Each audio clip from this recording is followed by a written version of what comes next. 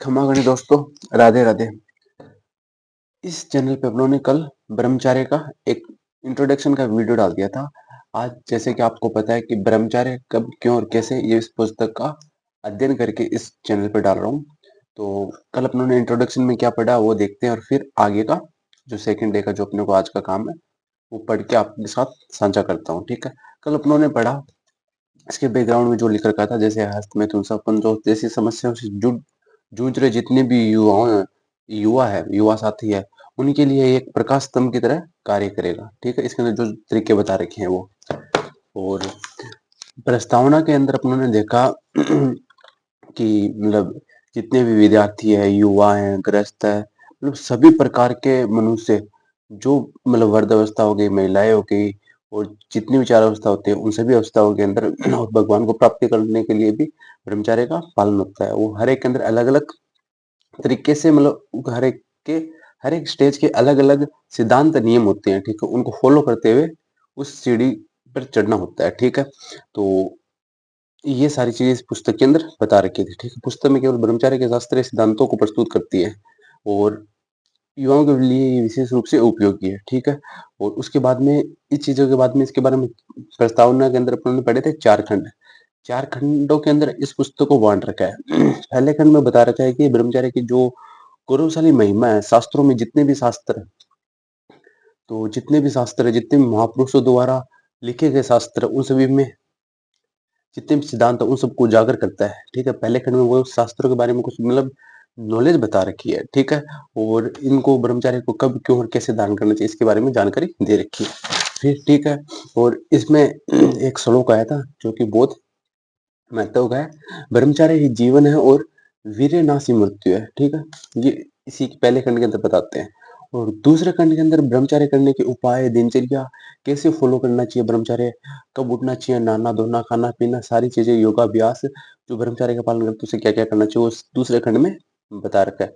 अब तीसरे खंड में ये बताते हैं कि जो मतलब बालिकाएं, स्त्री पुरुष, ग्रस्त और जितने भी हैं, मतलब सन्यासी हो गए और मतलब विद्यार्थी जीवन हो गया, गृहस्थ जीवन हो गया, और वानप्रस्थ जीवन हो गया, और सन्यासी सन्यासी है जितने भी, इन ये सारे ब्रह्मचार्य को कैसे फॉलो कर सकते हैं और इनके बारे में जानकारी दे रखी है। ठीक है, इनका पालन कैसे कर सकते हैं, ये दूसरे खंड की बात हो गई। सॉरी, ये तीसरे खंड की बात हो गई। और चौथे खंड में, और जहाँ भी जितने मतलब महाराज जी जो सत्संग करते हैं उस स्थान पे जितने भी उनके वार्तालाप हुए, और जिन्होंने भी प्रश्न पूछे हैं, जितने भी व्यक्ति हैं, विद्यार्थी हैं, जिनके भी ब्रह्मचार्य से प्रति जो भी प्रश्न है, उन सभी प्रश्नों के वार्तालाप करके मतलब प्रश्न दे रखे हैं, फिर उनके उत्तर दे रखे हैं, ताकि अपने मन में भी जो प्रश्न आएंगे ना, वो आगे देखेंगे। हर एक प्रकार के प्रश्न उसमें ले रखे हैं, कॉमन कॉमन जितने भी प्रश्न है उन सबके चौथे खंड में वार्तालाप के प्रश्नों के उत्तर दे रखे हैं। ठीक है, और इस पुस्तक में एक और चीज है, अपने ने प्रस्तावना में पढ़ा है कि मतलब साधुओं के द्वारा, हाँ, इसके अंदर ना ब्रह्मचार्य के विषय में जितने भी सिद्धांत और जितनी भी पुस्तकें अभी तक लिखी जा चुकी है, जितने भी महापुरुषों की जो मतलब महापुरुषों ने जितनी पुस्तक में लिखी है, उन सब से मतलब उठाया गया है। उन सभी चीजों को वहां से पुस्तकों में से लेके और कॉपी पेस्ट नहीं किया, उन समझ के अच्छे से एक सरल भाषा में इस पुस्तक में लिखा गया है। ठीक है, ये सारी चीजें थी अपनी प्रस्तावना की, जो कि अपने उन्होंने बात कर ली। वो इसलिए किया कि ताकि अपन कल क्या पढ़ा एक बार उसका मोटा मोटा रिवीजन सा हो जाए, ताकि अपने को पता रहे कि ये चीजें ये एक बार पढ़ने से अपने को पता नहीं चलेगा। कोई चीज अपने बार बार आएगी दिमाग में, तब जाके अपने दिमाग में बैठेगी और तब जाके वो अपने जीवन में उतरेगी। ठीक है, तो ये मेरा छोटा सा प्रयास था, प्रस्तावना इंट्रोडक्शन मैंने बता दिया पुस्तक के बारे में, और 234 पेज ज्यादा नहीं है, ये हो जाएगा, जल्दी इसको कंप्लीट कर लेंगे। आज अपने पढ़ने वाले हैं प्रथम खंड। ठीक है, ब्रह्मचर्य कब, क्यों और उसके नाश से सर्वनाश कैसे है, ये इसका टाइटल है प्रथम खंड का। और प्रथम खंड के अंदर जो फर्स्ट अध्याय है, जिसे अपने चैप्टर बोलते हैं, ब्रह्मचर्य का अर्थ और महिमा। ठीक है, ये अपने पढ़ेंगे। और इसके अंदर एक और चीज बता दूं, अपने जैसे पढ़ेंगे ना, इसके अंदर श्लोक दे रखे हैं, क्योंकि पहले जितने भी वेद ग्रंथ जो भी लिखे हुए हैं उसके अंदर संस्कृत में श्लोक दे रखे हैं, फिर इसका हिंदी में भावार्थ कर रखा है, ये भी है। और जहां लगा कि श्लोक के माध्यम से अच्छे तरीके से समझाया जा सकता है सॉरी। तो जहां लगाई नहीं भाई, श्लोक के माध्यम से अच्छे तरीके से समझाया जा सकता है। श्लोक लिख के उसके हिंदी में अपने डेफिनेशन वगैरह जो भी उसको अच्छे से प्रस्तुत करके अपने सामने सरल भाषा में प्रस्तुत किया है। ठीक है, तो ये हो गया। अब प्रथम खंड में ब्रह्मचर्य कब, क्यों और उसके नाश है सर्वनाश कैसे है, ये लिख रखा है। उसके बाद में लिख रखा है यहाँ पे श्लोक आया है। अभी ये किसके द्वारा लिखा गया, वो सारी चीजें इसमें लिख रखी है। ऋग्वेद, यजुर्वेद, बहुत सारे ग्रंथ है। और भगवान जैसे भगवत गीता में भी कुछ चीजें ब्रह्मचर्य के बारे में बता रखी है, तो वहां से भी इन्होंने श्लोक के माध्यम से बता रखा है। बात करते हैं ब्रह्मचार्य पर ज्ञान है, ब्रह्मचार्य पर बलम, ब्रह्मचार्य पर ब्रह्म है, ब्रह्मचार्य प्रतिष्ठम। ये भगवान धन्वंतरि द्वारा ये कहा गया है। ठीक है, अब स्टार्ट होती है ब्रह्मचार्य का अर्थ और महिमा, जो कि चैप्टर का नाम है। ठीक है, ब्रह्मचार्य क्या है, सॉरी, ब्रह्मचार्य क्या है, ब्रह्मचार्य शब्द का अर्थ क्या है और ब्रह्मचार्य क्यों धारण करना चाहिए, ब्रह्मचार्य रक्षण के क्या लाभ है। अपने मन में आता है चलो ब्रह्मचार्य जो युवा अवस्था है, ब्रह्मचार्य को फॉलो करते हैं तो उससे अपने लाभ क्या होते हैं। ठीक है, ऐसे अनेक प्रश्न है जिनके उत्तर प्रत्येक मनुष्य समझना चाहता है। जाहिर सी बात, समझना, मैं भी समझना चाहता हूँ, आपके मन में भी आते हैं आए दिन, तो समझना चाहता है।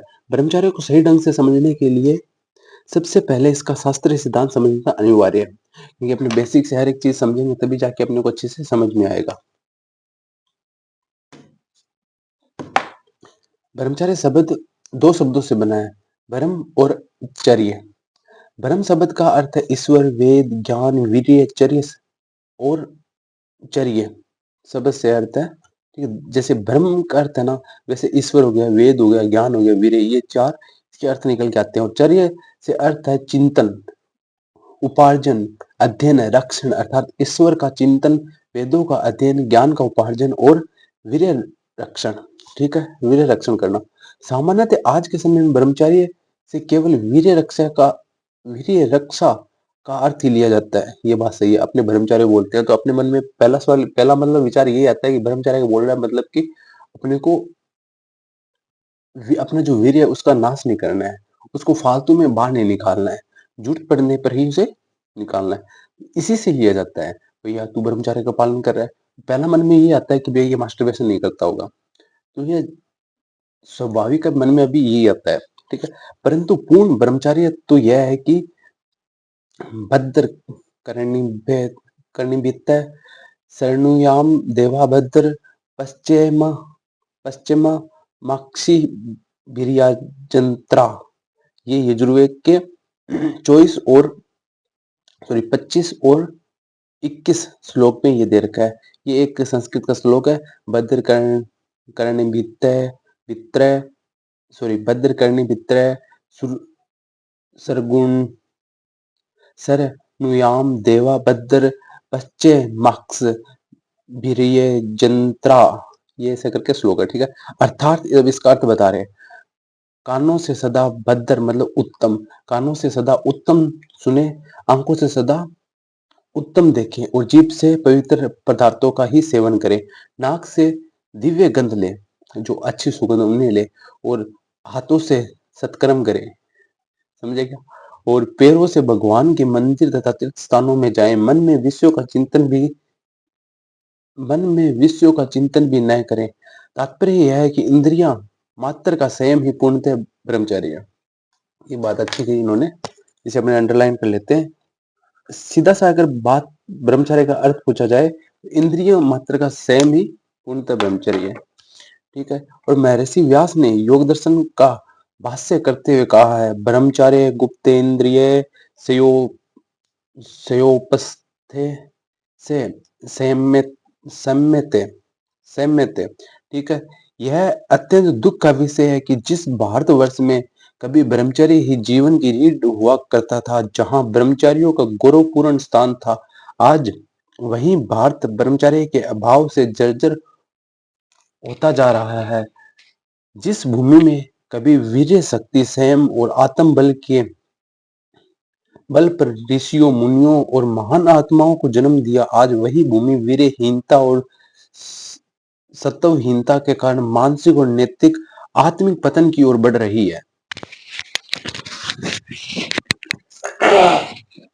तो थोड़ा सा गला सा बैठ गया तो इसके लिए माफी चाहूंगा।